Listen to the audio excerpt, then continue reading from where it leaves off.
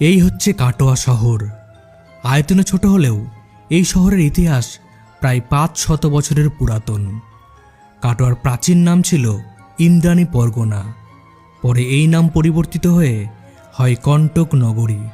1510 সালের জানুয়ারি মাসে শ্রী চৈতন্য মহাপ্রভু এখানে বর্তমান গৌরাঙ্গ বাড়ি মন্দিরে কেশব ভারতীর কাছে দীক্ষা গ্রহণ করেন। সেই থেকেই এই স্থান বৈষ্ণবদের কাছে এক পবিত্র তীর্থস্থান হয়ে ওঠে।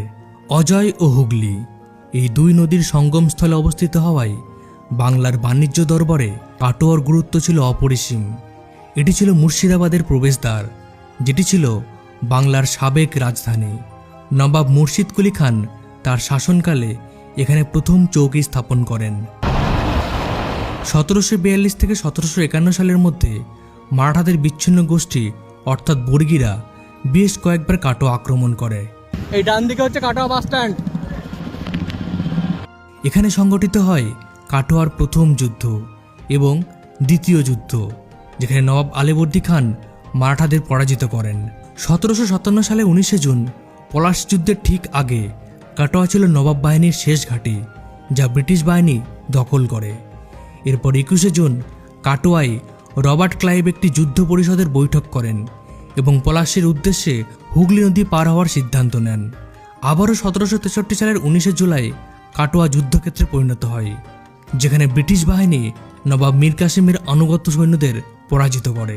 ইস্ট ইন্ডিয়া কোম্পানির শাসনকালে কাটোয়া একটি শহরের রূপ নিতে থাকে। এখানে উইলিয়াম কেরির পুত্র উইলিয়াম কেরি জুনিয়র সহ মিশনারিদেরও আগমন ছিল গুরুত্বপূর্ণ। আমি এই মুহূর্তে রয়েছি কাটোয়ার মাথায়তলা আশ্রমে। আমরা সবাই শুনেছি মহাপ্রভুর ভক্ত জগাই মাথার কথা। মহাপ্রভু যখন কাটোয়া এসেছিলেন তখন তার বিরহে কাতর হয়ে জগাই মাথায়ও কাটোয়াতে এসেছিলেন, কিন্তু তাদের আসার পূর্বেই মহাপ্রভু এই কাটোয়া ছেড়ে চলে যান। তখন মাধা এখানে একটি আশ্রম তৈরি করেন এবং মহাপ্রভুর নাম জপ করতে শুরু করেন। আমরা এখনও দেখছি এখানে সে হরিনাম সংকীর্তন এখনও চালু আছে।